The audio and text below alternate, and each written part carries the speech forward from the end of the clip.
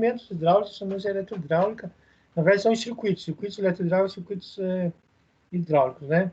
Então, pessoal, a hidráulica ela tem uma aplicação bem grande aí na indústria, né? E você pode ver no dia a dia nosso aí, nos elevadores, né? Levantar um carro aí, tudo. Então, aqui tem um sistema hidráulico bem básico. Aqui é uma pessoa levantando um macaco, né? Ele trabalha naquele princípio lá, de que você tem um volume maior, uma área maior, você vai ter uma pressão maior, tá? Depois vai ver certinho isso aqui. E aqui também, né? Nessa bomba aqui, ó, né, tem uns 100 kg-força, e eu tenho aqui levantando um carro, né? Como que consegue isso, né? Através da diferença de área que eu tenho aqui, né? Quando eu tenho uma área maior, eu tenho uma multiplicação de forças. E é possível fazer isso. Uma pessoa de 100 kg aqui, ó, três homens aqui conseguiram levantar elefante, né? Fiz até uma brincadeira com o circuito hidráulico aqui, ó. Mas é isso. Então, começando aqui, pessoal. Então, a hidráulica, a gente pode dividir, né? Os equipamentos hidráulicos aí, ó. Até coloquei umas figurinhas aqui para vocês identificarem, né? Então, a gente vai ter aqui no sistema hidráulico, né? A gente vai ter fonte de energia, né? Que seria motores elétricos, né? Aí tem a energia elétrica aqui, vai movimentar esses motores.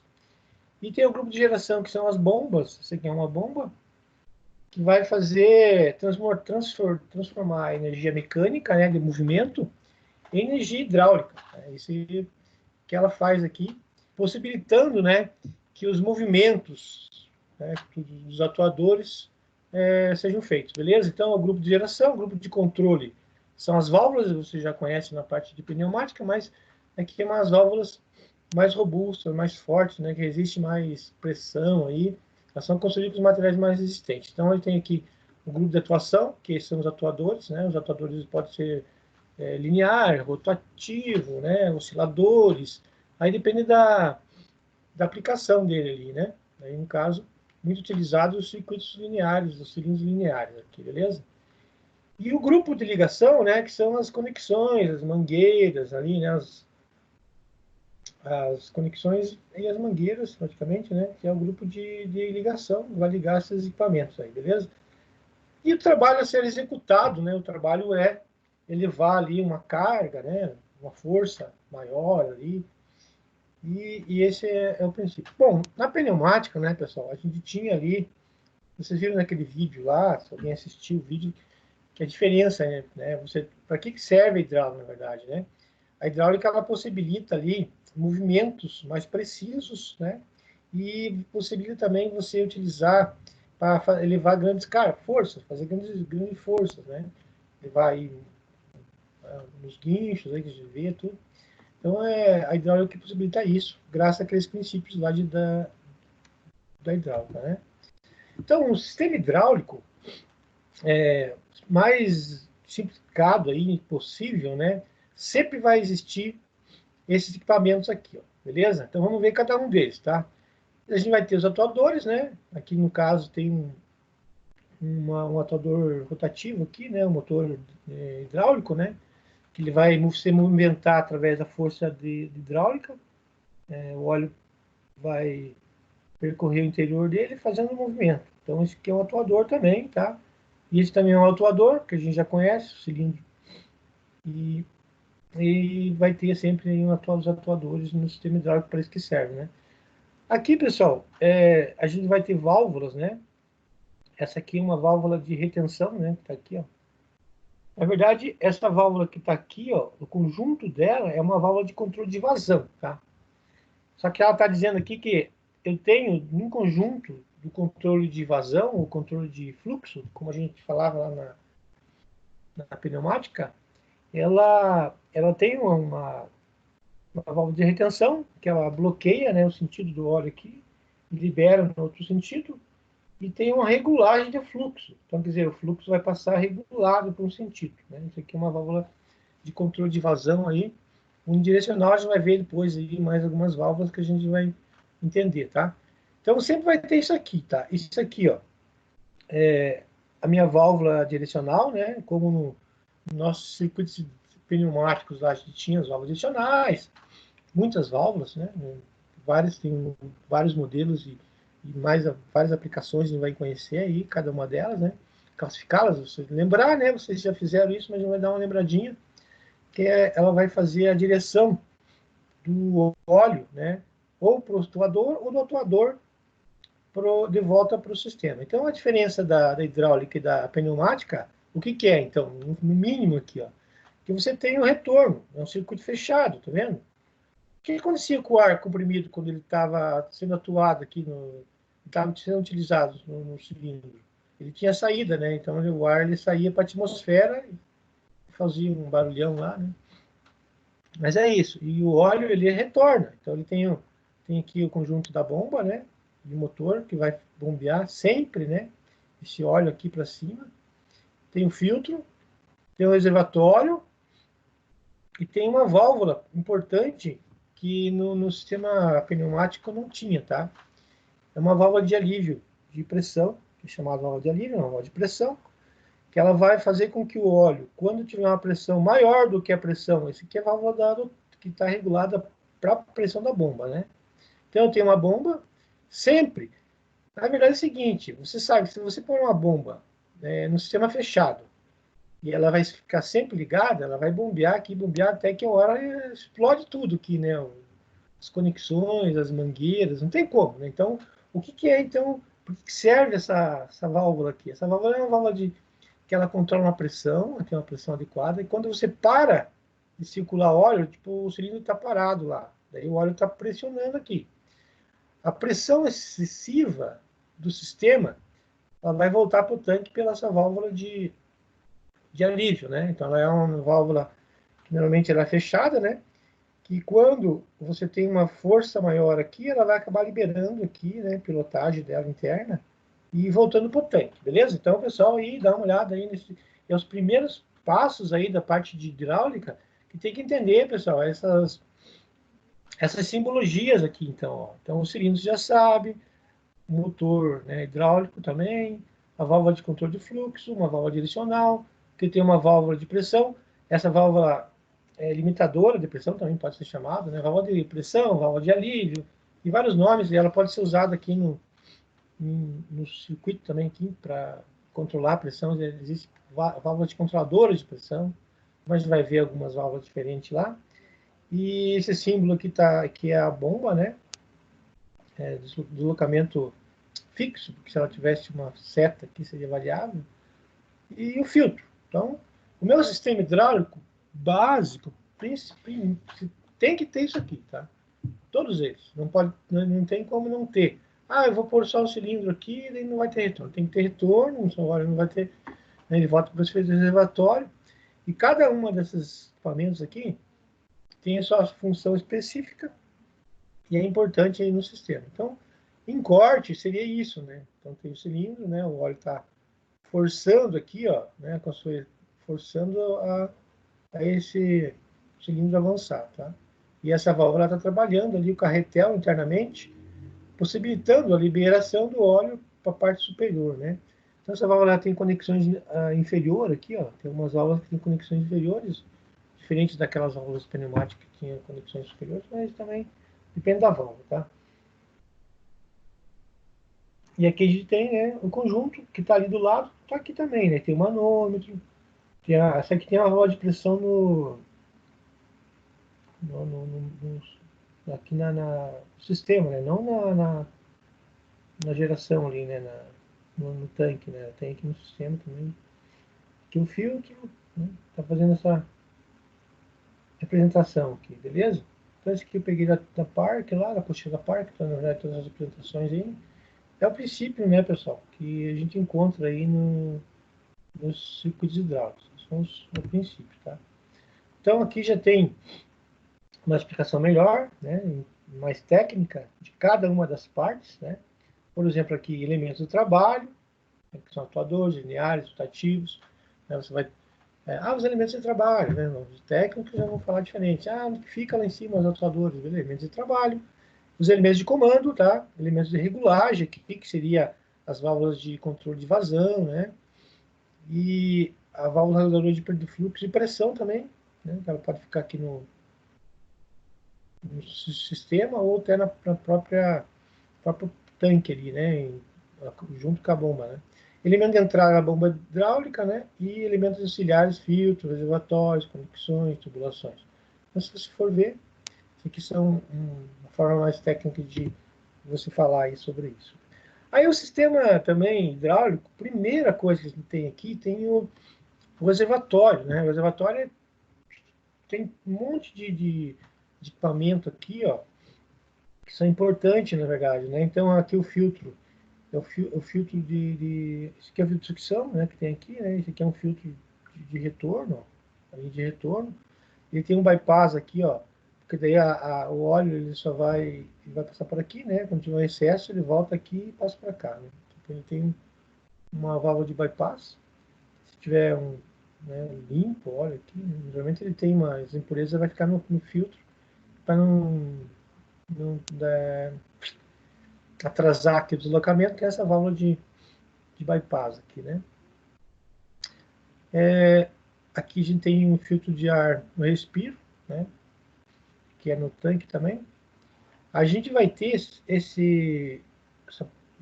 divisão aqui, ó. Né? Vamos voltar lá. Essa divisãozinha aqui, na verdade, é para ficar ali as impurezas, né? Aí fica as impurezas e o óleo vai limpo para lá. Então vai ficar acumulado aqui, né? Chicana é o nome disso aqui, tá? 2/3 do nível do óleo, funções evitar turbulência, refrigerar o óleo, né? Retirar o ar do óleo, tem várias funções. Tem uma passagem aqui, isso também fica depositado aqui, vai passar só o óleo mais limpo para lá, tá? E aqui é filtro de sucção, né? Os filtros podem ser colocados em alguns locais específicos ali, cada um deles tem uma função, depois nós vamos entender melhor isso aí. O conjunto motor e bomba, que nós temos aqui, né? O visor de nível de temperatura do óleo, né? Tem um cachado aqui, isso pode indicador ali do nível do óleo. Além de sucção, né, volume do reservatório 2 a 4 vezes a vazão da bomba, tem que ser grande, porque ele tem que retornar aqui, né, o óleo, que vai estar aquecido, né, que vai estar sujo, ele tem que dar um tempo para gerar e voltar para a linha de pressão. Então, a linha de retorno e linha de pressão. Então, isso aqui, bem diferente da pneumática, a gente não tinha isso. Então, você vai ter aqui o reservatório, tá? Beleza? Reservatório. Então, aqui tem um resuminho aqui, ó, que a gente viu lá. E os sistemas hidráulicos, pessoal, a gente trabalha com pressão. O que é pressão? Então, força exercida por unidade de área, né? Tem uma formulazinha, força é igual, né? A pressão é igual a força dividido pela área, né? Tipo, não está aqui do lado, mas lá para frente tem. Então, a força é a pressão. Se você tem uma pressão, você tem uma área. A resistência, o que é a pressão, na verdade? A pressão é a resistência ao escoamento do fluido. Então, não é a bomba que produz a pressão lá, tá? Na verdade, a pressão é a restrição da passagem do óleo no sistema. Então, vai causar uma restrição, vai fazer a pressão, tá? Então, conforme você pode regular toda a pressão, mas o que causa não é a bomba é que vai gerar ali, né, o fluxo contínuo do óleo e a pressão é a restrição à passagem, tá?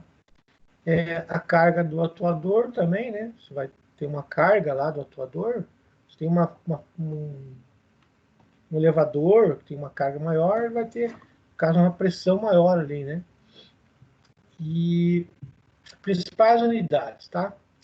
As unidades de pneumática, pessoal, era quilograma por metro quadrado, era bar, né? Era PSI. E aqui também, então o PSI, né? Importante aqui, ó. O que é PSI? Mesma coisa que libra por polegada quadrada, tá vendo aqui, ó? Mesma coisa. PSI é Pound Force per Square Inch, né? Inch é polegada. Então, livre força por polegada quadrada. Pode aparecer lá, então, PSI, né? Para vocês saberem o que é Libra Força. Então, quando você vai encher o pneu do carro lá, você fala que é Libra, né? É PSI, tá? E 1 kg força, 1 bar, né? No caso, a gente diz que 1 bar é 1 kg força por metro quadrado, né? Aproximadamente, né? Na verdade, não é, tem uma diferencinha pequena aqui. Mas, na verdade, para regulagem, você acaba considerando. Mas para cálculo, às vezes, você pode, cálculo mais técnico, né? Considerar essa diferença que tem, que é diferente um pouquinho, tá? Então, um ATM é igual a 1 kgfm, né? Um ATM é uma atmosfera, nível do mar, que é igual a 14,7 psi. Então, se você vai colocar lá 28 libra do pneu do seu carro, você está colocando aqui praticamente 2 bar, beleza? Então, é por aí, né? Por aí. Então, quer dizer, se você tem lá uma pressão nos sistemas pneumáticos em torno de 6 a 8 bars, você vai ter em torno de 30, 40, 50, né? Bar aí, ou 300 PSI no sistema hidráulico, né? Depende da necessidade lá da tua pressão. Então, as pressões são altas. E outra unidade também, né, que pressão, que pode medir, é 750 mg de mercúrio, que é igual a 1 bar, né? Então, existem várias formas de medir pressão aí, às vezes tem alguns medidores, os manômetros, que vai estar indicando a pressão, vai estar indicando uma forma, aí você vai ter que saber calcular ali a diferença, entender, né? Ah, tem 14 PSI, beleza, então vou lá, é 750, 0,1 miligrama de mercúrio ou 0,00001 pascal. Você vê como é que o pascal é uma unidade, né, bem pequena aqui, você pode indicar aí forças maiores. Então, se você tem 1 pascal, né, vai ser quantos bar, né? Vai ser vários bares aí, né? Então, são unidades medidas importantes que vão aparecer aí nos relatórios, né, nos equipamentos, que você tem que fazer, tá? Saber. E essas conversões, pessoal, vocês têm que saber fazer, né, não de cor, tá? Existe aí hoje, né, aplicativos de conversão de pressão, você pode ter no celular aí, né? Pode pesquisar aí, aplicativo de conversão de unidade de pressão, beleza? O técnico vai trabalhar na indústria, ele está lá, no momento ele precisa lá, quanto está em pascal, está em bar, preciso fazer uma conversão. Agora eu tenho aqui, ó, uma tabelinha também muito prática, né? Que equivale aqui, ó, 1 pascal é igual a 1 pascal. Incrível, né? 1 pascal é igual a 9,8 vezes 9 vezes 10 menos 6 atmosfera. 1 pascal é igual a 0,01 milibar lá, né? 1 pascal é igual a 7,15 vezes 10 menos 3 miligramas de mercúrio, tá? Aí tem aqui, ó, vamos ver em bar. O bar é importante, tá? Ó, 1 bar é igual a 100 mil, né? Pascal aqui, ó. Né? E aqui a gente tem aqui milibar, né? 150. Então tem as conversões que você pode usar. Para que serve essa tabela? Eu quero saber quanto que é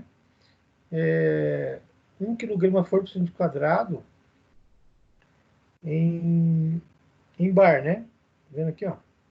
Então, 1 kg por centímetro quadrado tá aqui, ó. Então a gente, 1 kg por centímetro vai igual a 1 bar, tá aqui, ó. Então, 0,9810 bar. Então, 1 kg força é agora 0,99810, 0,98, né, no caso, bar. Então, tá aqui. Agora, se for ver um bar, né, ele teria 1,020 kg força por centímetro quadrado, né? A diferença, por isso que eu falei para você que quando a gente fala que um bar é igual a 1 kg força por centímetro quadrado, aí tem uma diferencinha, né? Então tem aqui, né, um bar é igual a 1,020 kg por centímetro quadrado. Aí você pode fazer regra de 3 e calcular aí as pressões que você precisa, tá? Faz uma regrinha lá. Então você vê a diferença, né? Isso aqui é tem 10 kg força por centímetro quadrado, então tem 6 kg força por centímetro quadrado aqui, né? No caso, aproximadamente, preto aqui está medindo 6 bar, né? Se for levar em consideração que o bar é valor aproximadamente, um bar é próximo de quilograma por centímetro quadrado, então tem aqui, quando eu chego aqui no 6 bar aqui, ó, então o manômetro mede pressão, né, de ar comprimido, né? Então isso aqui praticamente não vai conseguir. Agora vem a diferença, ó, né? 200 bar aqui, ó, né? Esse manômetro, 3.000 PSI, tá vendo? Já é uma diferença que você vai ver no manômetro de pressão de hidráulica e no manômetro de pneumática, tá? A medição é realizada com a utilização de manômetro, então o manômetro que mede a pressão.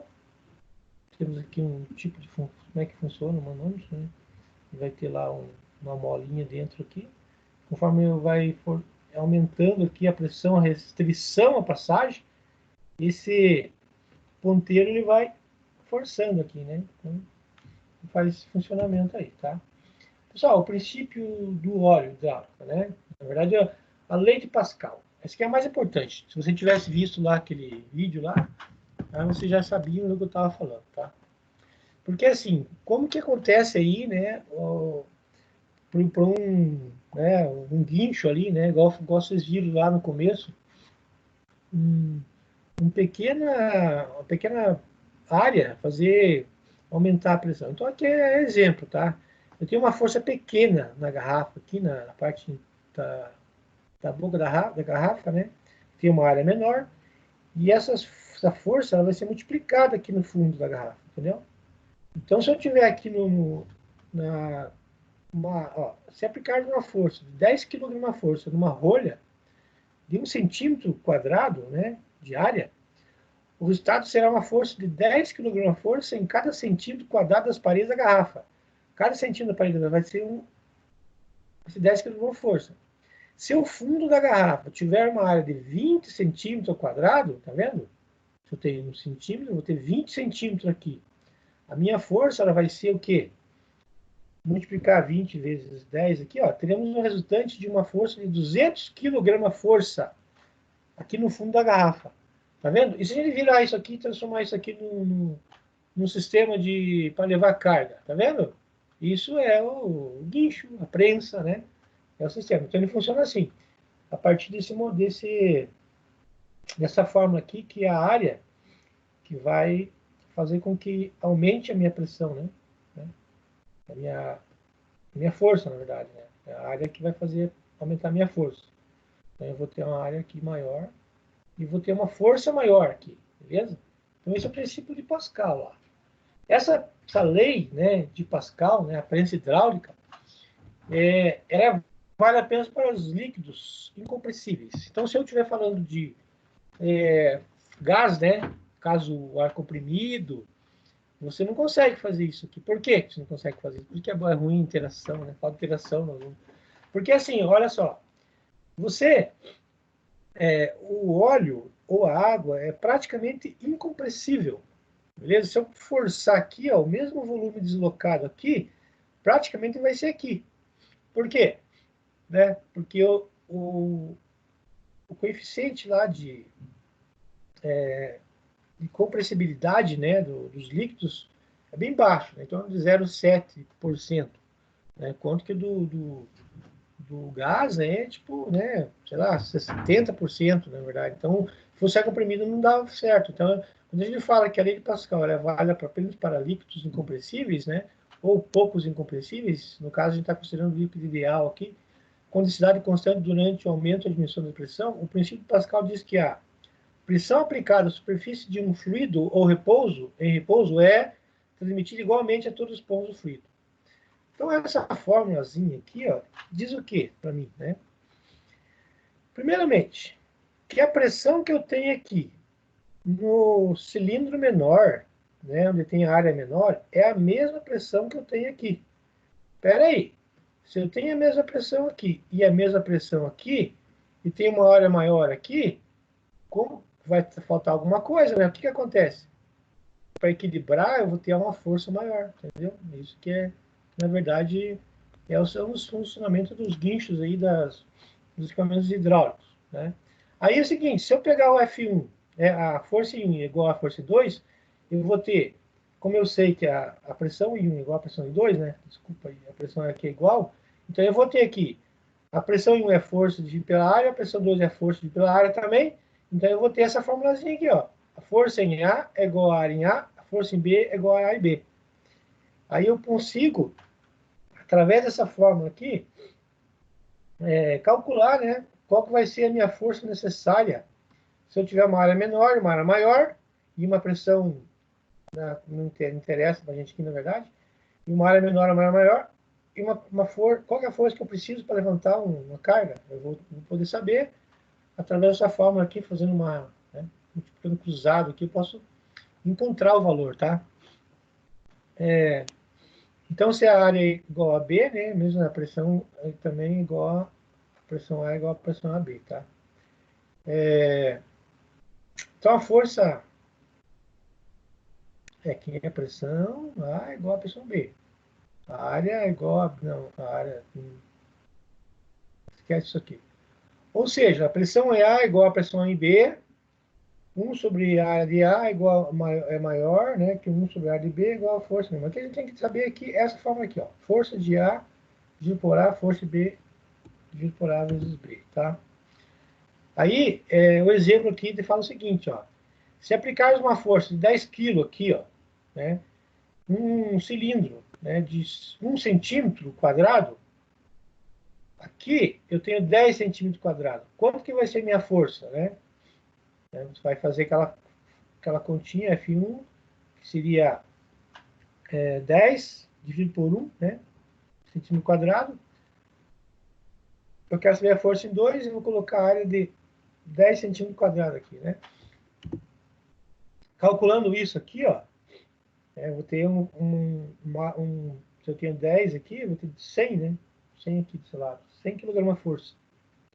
Aqui embaixo tem aqui, ó, 10 kg força, 1 centímetro quadrado, 100 kg força, 10 centímetros quadrados. Então, o que eu fiz aqui? O que aconteceu aqui? É um multiplicador de força. Sistemas de essa prensa hidráulica, que é o princípio de Pascal, né?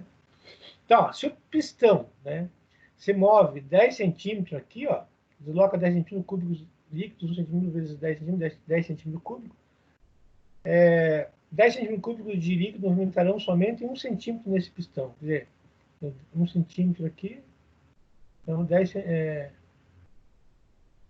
centímetros aqui vai ser 1 centímetro aqui, tá? Vendo aqui, ó, 10 centímetros, aqui o líquido vai movimentar 1 centímetro. Essa também, né, no caso, seria, se eu tenho que fazer um deslocamento, vou ter uma força maior aqui nesse cilindro, mas para eu fazer essa força maior, eu tenho que deslocar muito esse líquido aqui, tá? Né? Por isso que você tem que pegar e ficar o macaco, né? Ficar bombeando, bombeando, bombeando, para que você tenha um deslocamento grande aqui, para você ter um deslocamento pequeno lá. Não é isso que acontece no macaco lá, quando você está ligando para fazer um macaco? Mas é mais ou menos isso aqui, tá? Ó, um exemplo de cálculo aqui, pessoal. Peguei aqui, ó. Dispõe-se de uma prensa hidráulica, conforme o esquema, né? Que é 80 kg aqui, de pesos desprezíveis. Tem diâmetros relativamente iguais, 40 centímetros aqui e 10 centímetros do lado, né? Se desejarmos equilibrar o corpo de 80 kg, quanto que eu tenho de força para levantar esse peso de 80 kg aqui, né? Na verdade, está perguntando para mim. Então, se eu tenho uma área, ele está me mostrando aqui para mim o diâmetro, né? Como que eu calculo o diâmetro? A área pelo diâmetro? Ó, tem a formulazinha lá, dividido por 4. Tá bom? Só que posso calcular ela calculando usando esse aqui, ó, πr quadrado, que é o raio, né? Eu posso calcular a área que tem aqui, ó, a área da seção, por essa fórmula da área aqui. Só basta eu dividir por 2 aqui, né, o diâmetro, e eu vou ter o raio. Então, eu posso fazer essa conta aqui. Fazendo aquela continha lá, dividindo, né, o valor da força dividido pela área e a força em B dividido pela área em B, eu vou achar esse valor aqui da força, Newton, né? Porque como é que eu faço para calcular, então, no caso, você está falando em 80 kg aqui, e aqui eu vou ter que responder em Newton, né? Lembrar da gravidade, você tem que multiplicar por 10 lá, né? Que vai ser 800 Newton, né?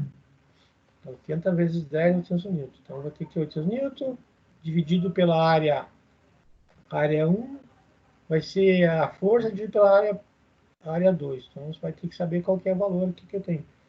Então, se eu tenho aqui um valor de 800 newton, eu tenho um valor menor aqui, né, para calcular. Então, fazendo essa conta, pessoal, aqui, ó, a 20 centímetros aqui de raio, né? Se é 40 aqui, vai ser 20 e aqui vai ser 5. Ó. Só fazendo essa continha, a gente tem aqui, então, o resultado de 50 newton, tá? Só o que a gente fez aqui, então? Olhando aqui na nossa fórmula, né? O F1, quanto que era? 80 vezes 10, 800. A área 1, quanto que era? 400 vezes π lá, né, que você viu lá, né? Se era 440 centímetros ao quadrado lá, né? Posso... 20 centímetros quadrados dá 400. 20, que é o raio ao quadrado. Então, 20 vezes 20 dá 400. 5 vezes 5 também, né? Dá 25. 25 vezes π, eu posso cortar o π aqui, ó. Aí faça a conta. 800 vezes 25 dividido por... Né, o F vai ficar do outro lado, vai ficar dividindo, vai ficar 825 dividido por 400. Ele vai dar 50 newtons. Só fazer essa continha, multiplicar cruzado aí, pessoal. Aí você consegue achar o valor de 50 newtons. Então, se eu tinha aqui 50 newtons, quanto que é em quilograma? 5, né? Então, olha só, para levantar um peso de 80, eu uso 5 quilos aqui, ó. Beleza? Então, só peguei esse aqui para vocês entenderem, né? Então, com 5 quilos aqui, eu posso erguer 80 quilos aqui, tá? Né? Aí depende da área, né? Lógico, depende da área que eu tenho aqui, tá? Vai ser... Então, aqui embaixo tem os resultados. Então, eu fiz a conta aqui, ó,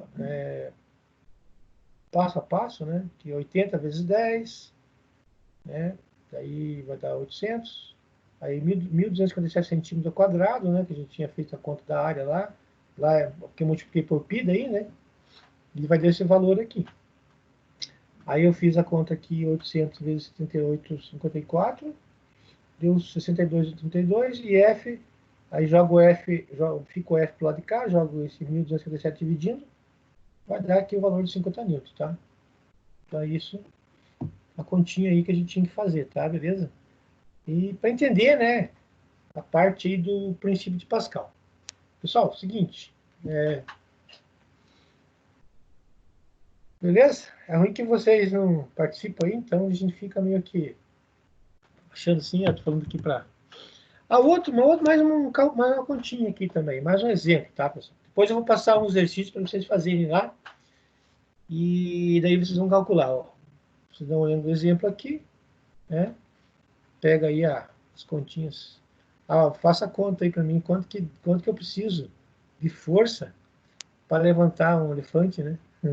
Mas aqui a pergunta é o seguinte, ó. Um adestrador quer saber o peso do elefante, ele quer saber quanto que o elefante pesa. Utilizando uma prensa hidráulica, consegue equilibrar o elefante sobre um cilindro, um pistão de 2.000 centímetros quadrados. Então, ele conseguiu equilibrar o elefante ali, de cima para baixo, sobre o outro pistão da prensa, cuja área é igual a 25 centímetros quadrados. Então, tem a mesma coisa que eu fiz lá, né? Eu tenho aqui a área menor, de 25, né? E tenho uma área maior de 2.000, beleza? Força de plágio, né? Então, ele está falando aqui, ó. Ele já está me dando a área. Então, quer dizer, eu não preciso calcular aqui o valor da área. A área, ele estava dando o valor do raio, né? O valor do diâmetro. Você tinha que calcular o raio para calcular a área. Mas aqui está me dando o valor da área já. Então, é só simplesmente dividir. Então, eu quero saber aonde? Eu quero saber a força do pequenininho lá, então, né? Então, a força do pequeno, eu tenho que uma área de... Ele quer saber o peso do elefante. Então, o peso do elefante, numa área de 2.000, e eu tenho uma força de 200 para segurar o elefante, aí eu divido pela 25 pela área de 25 centímetros quadrados, tá vendo? Então, eu tenho que calcular aqui P, né? 200 vezes 200, 2.000 vezes 200, aí vai ser, o 25 vai ficar desse lado e vai dividir por 25, tá? Aí vai ficar 1,6 vezes 10 a quarta newton, né? Que tá o valor aqui. Que dá um valor de 16 mil newton, né? Se 1 newton é igual a 0,10 kg de força, quantos newton vai ser o que eu encontrei aqui, que está calculado em newton aqui, né? Aí eu vou ter o valor de 1.631 kg, né? Meu elefante pesa 1.600 kg, beleza? Só para vocês saberem aí, pessoal que tá... Aí é o seguinte, eu falei, será que esse elefante está pesado, né? O adestrador tem um elefante de 1.600 kg. Aí eu pesquisei lá na internet, quanto que é um peso de um elefante? Daí eu olhei ele aqui, ó, veja que legal. Um elefante da savana é 6.000 quilos, tá vendo? Um elefante asiático é 4.000 quilos. O elefante da floresta é 2.700. E esse aqui tem 1.600. Então, o adestrador, ou é um elefante da floresta, né? Que ele tem lá, e tá magro, né? Porque ele não dá comida para ele, ou é um filhote, beleza? Vocês entenderem aí o que a hidráulica nos reserva, né? Então, pessoal, a hidráulica é uma palavra que vem do grego e é a união de hidro, né, mais água, né? E aulos, condução de água, na verdade, condução de líquido, né? Então, hidráulica, aula tubo. Condução de líquido por um tubo. É, portanto, uma parte da física que se dedica a estudar os comportamentos dos líquidos. Então, a gente estava estudando física ali, né? A questão da pressão ali. Em movimento sem repouso. É responsável pelo conhecimento das leis que regem o transporte, a conversão de energia, a regulagem e o controle do fluido, agindo sobre suas variáveis. Quais são as variáveis que a gente tinha visto lá? Importante, a pressão, né? A vazão, também a gente tem ali. Vazão, o que causa vazão no sistema lá, né? Restringir a vazão. Ela vai aumentar a velocidade, né? A temperatura e a viscosidade também, que vai influenciar no transporte do líquido, né? Se você tem um líquido mais viscoso, você vai ter dificuldade de transporte. Menos viscoso, menos dificuldade de transporte. E também a temperatura vai deixar os líquidos mais viscosos, né? Menos viscoso, né? Mais líquidos, por exemplo. E é isso, tá? Aí tem alguns cálculos aqui de fluxo laminar, né? Isso aí é diâmetro da tubulação, densidade, velocidade dinâmica, velocidade de fluido, velocidade cinemática. Você pode fazer alguns cálculos e não vamos entrar muito em detalhes disso aqui. Só deixei aqui para quis tirar, né? Estava no slide lá. O que é a compressibilidade, né? A gente tinha falado da compressibilidade. É uma variação, né? Infinitesimal do volume por unidade de variação de pressão. É aquela compressão, né? Você vai comprimir. A compressibilidade dos líquidos é quase nula, que a gente tinha falado. A aplicação de uma força de um gás faz que seu volume se reduza. Então, vocês lembram, né? Aí que está a questão da aplicação da hidráulica, né? Então, para você controlar a velocidade, parar no sistema intermediário, assim, parada intermediária, o cilindro vai ficar em movimento, né? Então, se você quiser parada intermediária, se você quiser aí um controle de velocidade mais preciso e vai precisar de elevar forças maiores, você tem que usar os sistemas hidráulicos, né? Então, o pneumático você não consegue. A pneumática é menor que 10 bar, né? E a hidráulica, né? Ela é maior que 10 bar, então muito mais do que isso. É a diferença aí da parte de pressão. Um conhecimento importante que a gente tem que ter aqui na parte de hidráulica é a lei de Bernoulli, tá? O princípio de Bernoulli diz que a soma da energia potencial e energia cinética nos vários pontos do sistema são constantes. Se eu tiver energia potencial aqui, eu vou ter a mesma energia potencial aqui, tá? São constantes, parábolas constantes. Quando o diâmetro de um tubo diminui, a velocidade do fluido aumenta. Então, isso que você tem que entender lá na parte de restrição de fluxo, né? O cilindro vai... O que acontece quando você restringe aqui? Na verdade, eu vou ter uma restrição e no fluido, nesse ponto aqui, né? Vai diminuir. A energia aumenta, logo a energia cinética precisa de compensar a redução de pressão. Então, quando acontece isso, pessoal, ela vai reduzir a pressão também, tá? Então, nas conexões lá, nas partes...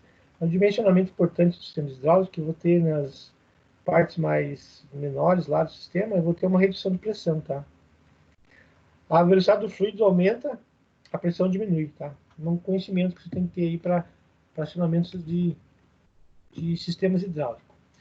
No sistema, né, na aplicação, perdas de pressão no sistema, se o fluido estiver em repouso, tá?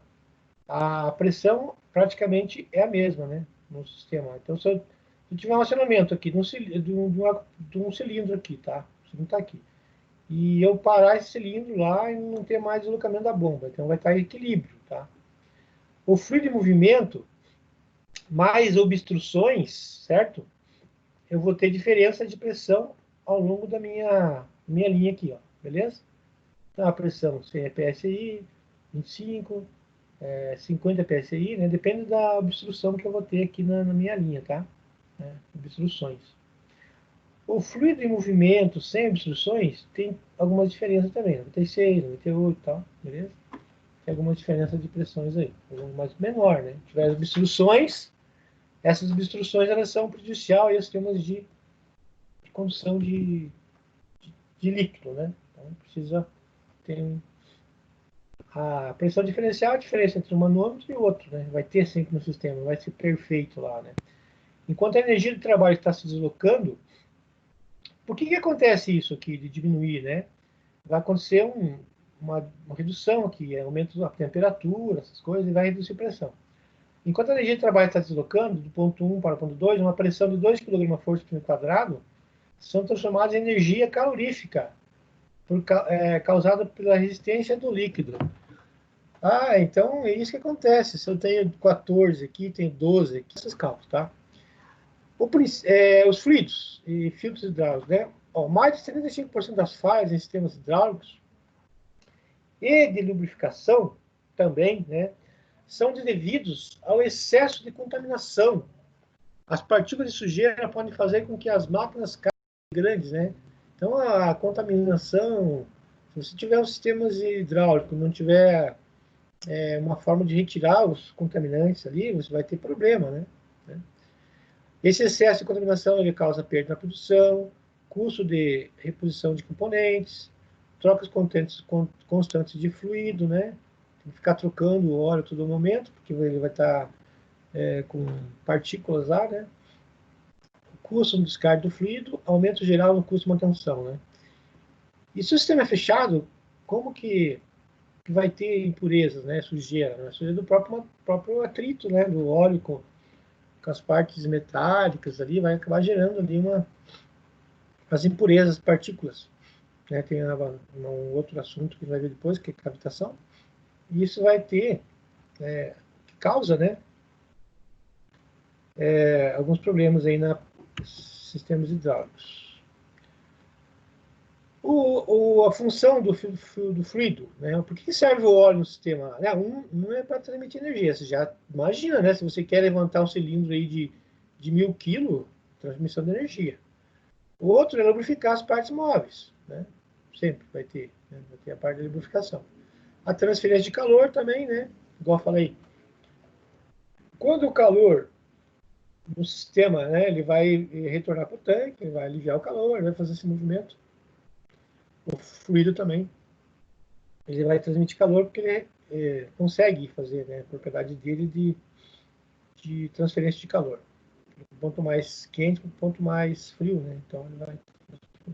A vedação de fogos entre as partes móveis, né? Também é fluido, ele acaba vedando ali, né? Por causa da viscosidade. O maior problema com a contaminação no sistema hidráulico é que ela interfere na lubrificação. Então, se tiver uma contaminação, ele vai impedir, né? As partículas impedem a lubrificação das partes móveis. Né? E a falta de lubrificação causa desgaste excessivo no sistema, resposta lenta nos atuadores, né?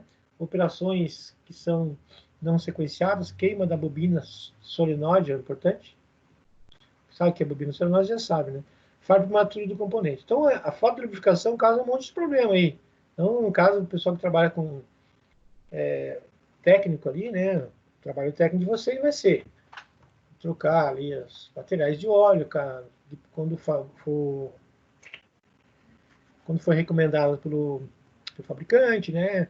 Fazer a limpeza do filtro, ou trocar o filtro quando for no momento certo. Então, tudo isso é a atividade do eletromecânico, né? No caso, vocês aí vão mexer com os equipamentos, válvulas, montar o sistema, troca de equipamentos, materiais, mangueiras.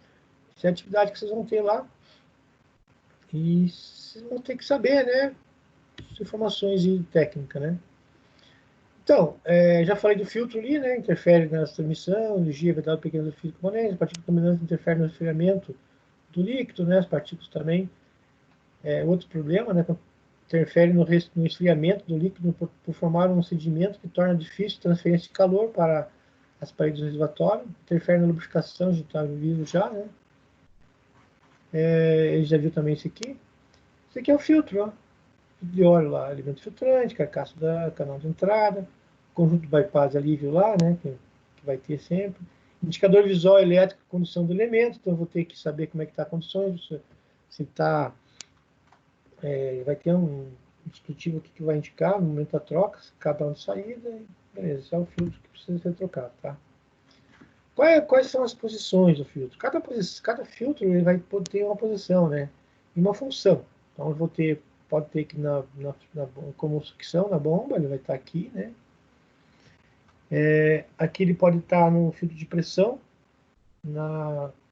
quando o óleo está indo para a válvula, né? Vai ter o filtro aqui, pode também ter aqui. Na linha de retorno, né? Linha de retorno, com o bypass aqui. E qual é a diferença de cada um deles, né?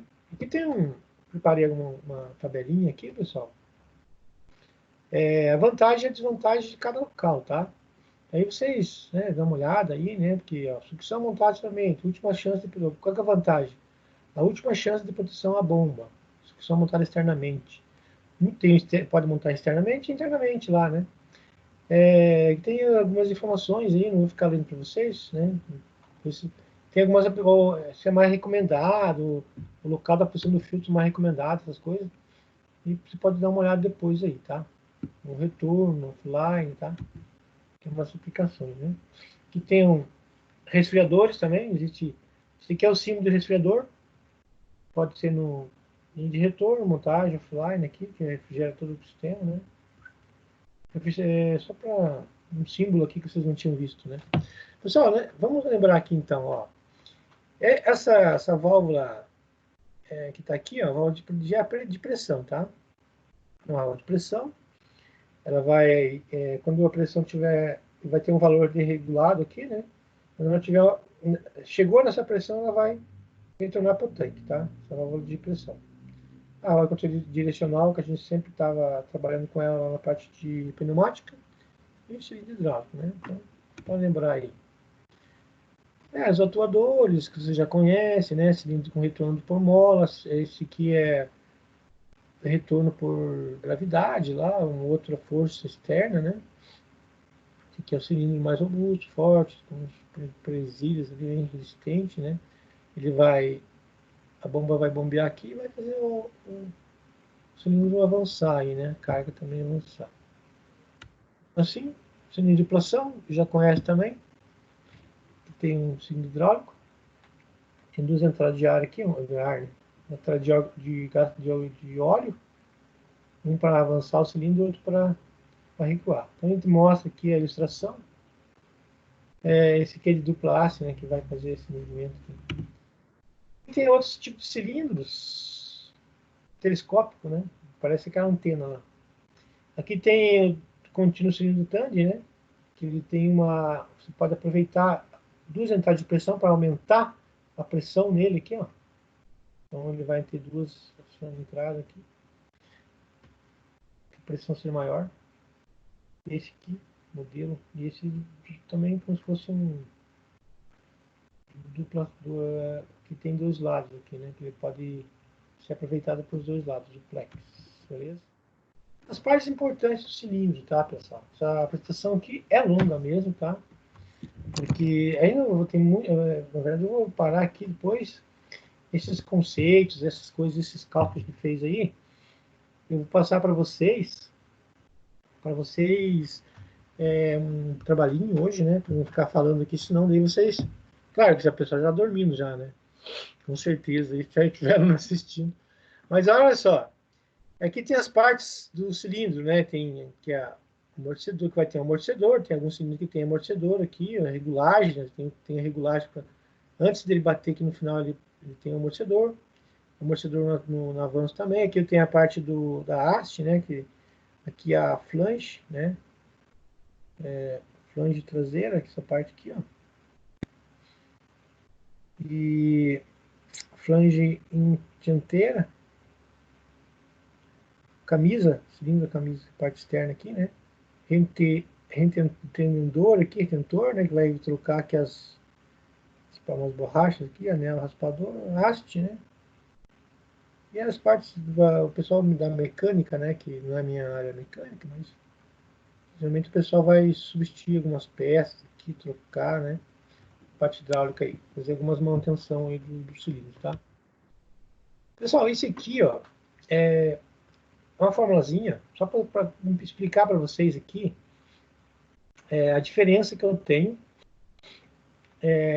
de área, de volume, né, de óleo no cilindro, tá? Ó, por exemplo, a área 1 aqui, ó, eu vou usar só o raio, né, o diâmetro, aqui no caso o diâmetro, ao quadrado vezes π, que aqui é a forma da área usando o diâmetro. Eu vou ter só o diâmetro dividido por 4 para calcular a área, certo? No avanço. Por quê? Porque eu não estou considerando a haste aqui. Para você calcular aqui a área do cilindro no retorno, tem uma diferença, tá? Uma diferença aí. No retorno tem uma diferença. Então você tem que calcular aqui o diâmetro menor, maior, menos diâmetro maior, dividido por 4 vezes π, tá? Para a área menor. Só para você saber que existe a diferença aí, né? Existe uma área menor, maior, deve ter visto isso lá com o professor. Acho que é o nome do professor lá, o professor que você tiveram aula, tá? Então aqui é a pressão, né, em 1, é a área 2 dividido por área 1 vezes P2. Igual a gente estava vendo aquela formulazinha, se você quiser calcular a pressão em 2, a pressão que tem no 1, né, tem uma diferença. Então, se você, às vezes você pode ter cilindros, né, que você vai ter essa diferença, a metade da diferença do avanço e do retorno, tá? Normalmente os cilindros são assim, tá? Eu vou ter pressões menores, né? Só que daí eu vou ter também diferença de velocidade de cilindro de avanço, né? E de retorno também. Né? Daí eu vou ter menos volume de óleo aqui, já vou estar mais rápido e vai ir mais lentamente, tá? Aqui também mais uma explicação de quantidade de vazão, né? Igual a vazão, aqui estou falando do primeiro aqui. E há outras formas aí também, beleza? Motores, o que é motor hidráulico, pessoal? Para vocês saberem, motor hidráulico é aquele que vai, é um atuador, tá? Você vai utilizar ele lá para fazer movimentar algum material, uma ferramenta, alguma coisa. Ele trabalha esse aqui no caso é de engrenagem, né? Aí o motor elétrico vai movimentar, o motor elétrico, a bomba vai circular óleo aqui dentro e vai movimentar esse encaixado na engrenagem aqui, ó. Vai fazer movimentar esse óleo pode ser utilizado aí. Várias ferramentas hidráulicas, né, pessoal, que utiliza aí, né? Parafusadeira hidráulica, essas coisas, né? Praticamente é o princípio aqui do motor hidráulico, beleza? Aí tem as informações aqui, tem motor hidráulico de palheta, né, mas que é de engrenagem, tem vários motores, né, os exemplos aqui, mas vamos pular para cá também. Aqui tem os cálculos de vazão, volume, rotação do motor, cálculo de dimensionamento do motor, tá? Beleza? As bombas, né, pessoal? Bombas hidráulicas. Só um conhecimento para ver a diferença aí de bombas hidráulicas, né? A especificação da bomba, né? As bombas são geralmente especificadas pela capacidade de pressão máxima de operação e pelo seu deslocamento. Então, se quer saber que tipo de pressão de bomba você quer, você tem que saber qual que é a quantidade de óleo por minuto, lá, litros por minuto que você vai ter para você saber qual bomba que você quer, né? Aí você vai comprar, eu quero um deslocamento, beleza? Então, você vai lá e escolhe uma bomba que você consiga ter uma pressão adequada, né? Ideal lá para o teu sistema e um deslocamento adequado. Né? As bombas hidráulicas são classificadas como positivas e não positivas, fluxo contínuo, né? Fluxo pulsante. No caso, as positivas, as bombas que são mais utilizadas, aí, bombas hidráulicas atualmente são do tipo rotativo, né? As bombas mais utilizadas, qual que é? De engrenagem, né?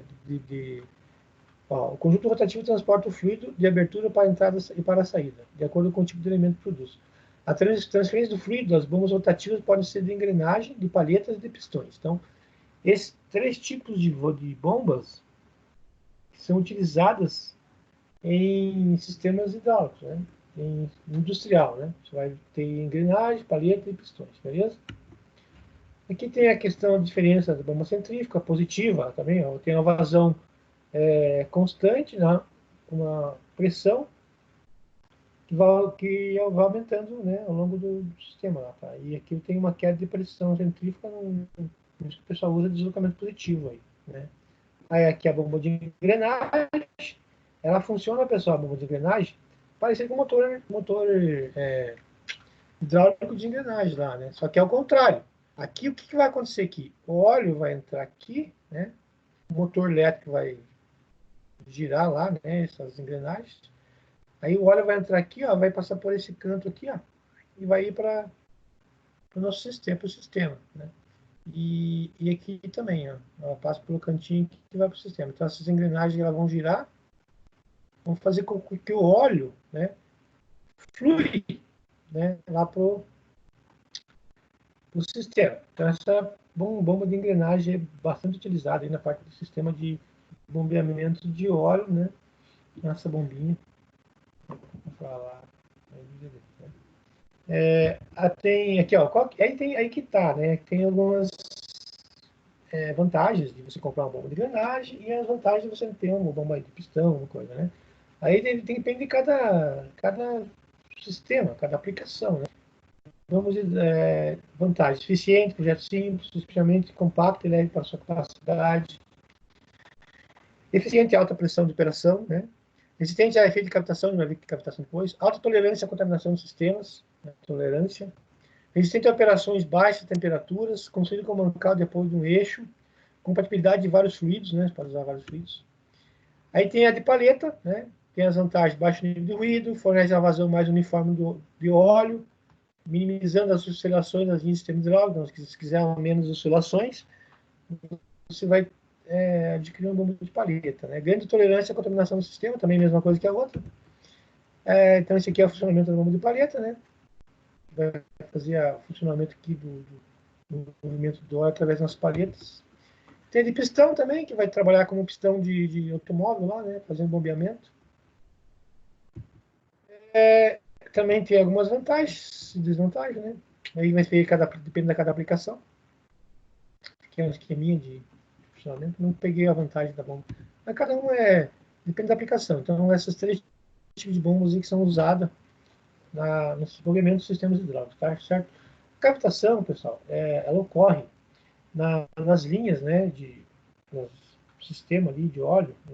É a evaporação do óleo, na verdade, né? A baixa pressão na linha de sucção. Então, o que acontece? O óleo evapora, né? E quando ele faz isso, ele danifica os equipamentos, certo? E quando o que acontece, né? De repente ele vai restringir lá um movimento, uma pressão ali inadequada, vai acabar gerando uma pressão nesse óleo e danificando os equipamentos, tá? Ó, interfere na lubrificação. O que ele faz? Interfere na lubrificação, né? Destrói a superfície dos metais, captação. No lado da sucção da bomba, as bolhas se formam por todo o líquido. A bomba lá forma bolhas, né? Essas bolhas que formam gases e que é o nome de captação. Isso resulta num grau reduzido de lubrificação e com um consequente aumento do desgaste, né? A bomba vai desgastar. Se você tem aqui essa captação, vai dar problema. Conforme essas cavidades são expostas à alta pressão na saída da bomba, as paredes da cavidade se rompem e geram toneladas de força por centímetro quadrado. O desprendimento da energia gerado pelo colapso das cavidades desgastadas na superfície do metal, né? Causa um colapso na superfície do metal, desgaste do metal, na verdade, né? Quando acontece isso aqui, o óleo, com falta de projeto inadequado, alguma coisa, depois vai ver quais são as causas, mas ele vai causar essa evaporação do óleo fazendo essa que chama de cavitação e vai desgastar os materiais, tá? No caso do desgaste dos materiais. A indicação de que a cavitação está correndo é o ruído. Então, se acontecer de você ouvir lá, né, um barulho diferente na bomba, é porque está acontecendo a cavitação. Durante a cavitação, ocorre também uma diminuição na taxa de fluxo da bomba, porque as câmaras da bomba não ficam completamente cheias de líquido e a pressão do sistema se desequilibra. Se tiver uma cavitação no sistema, a bomba também vai ter problema lá, né? Quais são as causas? Então, o dimensionamento incorreto de tubulação de sucção. Então, você vai ter o dimensionamento correto, você pode acontecer de ter lá filtro ou linha de sucção obstruído. Então, se o filtro estiver obstruído, vai ter cavitação. Reservatórios despressurizados. um reservatório despressurizado também. Filtro de ar obstruído ou dimensionamento incorreto do filtro de ar. Óleo hidráulico de baixa qualidade, então tem várias causas. Procedimento incorreto na partida a frio, né? Na partida a frio, você tem que fazer a partida lá do motor, ligar e ligando aos poucos, né? Óleo de alta viscosidade, muito grosso, lá e vai causar cavitação também. Excessiva rotação da bomba, conexão de entrada da bomba muito alta em relação ao nível do óleo do reservatório. Então tem várias causas, né? Que vai acontecer aquelas formar bolhas, né? E dar aquelas explosões lá e causar, danificar os metais. Então, se eu olhar aí, eu não peguei aqui nenhuma foto, até acabei esquecendo de pegar, fazer essa interpretação. O que a cavitação causa nos materiais, né? No ferro, tipo, tira pedaço ali de materiais, tá? E aquelas formas que a gente já viu, é para bombas agora, né? Isso aqui é cálculos para bombas, vai ficar aqui disponível também. E aqui, pessoal, a gente vai entrar aqui no outro assunto, né? Controle de vazão. Vou deixar então para. Vou fazer uns circuitinhos hidráulicos agora, bem mais simples aqui, tipo esse aqui, aquele que a gente fez lá, no simulador, para você ver a diferença dos circuitos, tá? Vou fechar aqui. Aí eu vou começar. A gente vai vendo aí aos poucos, né? A aplicação da válvula de controle de vazão, fazendo circuitos, né, de controle de vazão. E vai vendo aí outras coisas também, né? Outras controle de pressão, essas coisas. Daí a gente vai fazendo circuitos, eu vou pedindo para vocês fazerem os circuitos aí. E daí a gente fica, para não ficar muito longo, vou ficar o dia inteiro, a noite inteira falando aqui sobre esse. Deixa eu abrir aqui meu FluidSim. Clico uma vez, ele demora, daí. Então tá, abre então, né?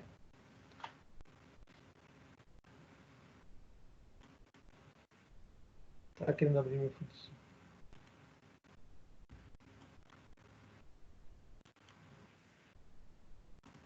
Ver se alguém comentou alguma coisa aqui.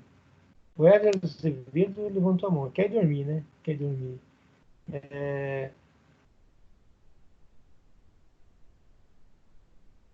Ó, vou parar aqui um pouco de gravar. Até abrir aqui, né?